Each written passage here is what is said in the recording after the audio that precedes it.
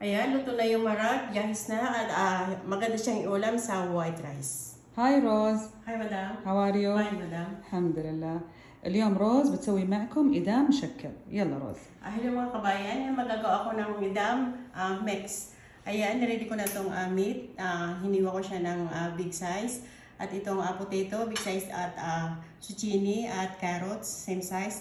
At itong beans, hiniwa ko ng long size. At naghiwa rin ako ng isang onion, small piece. At nag-blend ako ng isang tomato.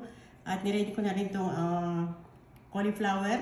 Hiniwa ko siya ng ganyan, malalaking size. At itong tomato paste. At nag-ready din ako ng salt, cumin powder, darsin powder, at darsin stick, at black powder. Dito, hiniwa akong mix na ginger at garlic. Itong patsapoy at nilagyan ko na rin siya ng konting oil at ilaan ko na itong hiniwa kong onion. Mix ko lang siya.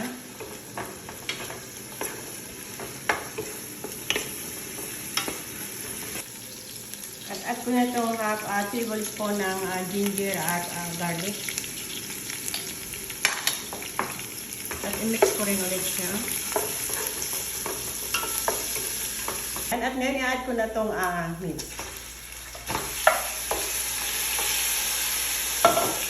At i-mix ko lang siya hanggang mag-white yung kulay. Sa tabi yung meat at ngayon i-add ko na itong half ng tomato paste.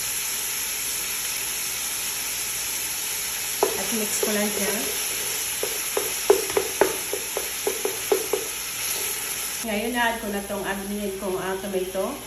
At i-mix ko lang siya ng konti. Siya ng water.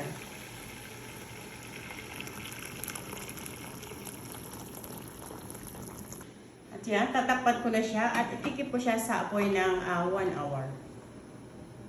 After 1 hour, ilalagay ko na itong spicy niya, salt, black powder, cumin powder, at cinnamon stick. At ngayon na-add ko na itong vegetable.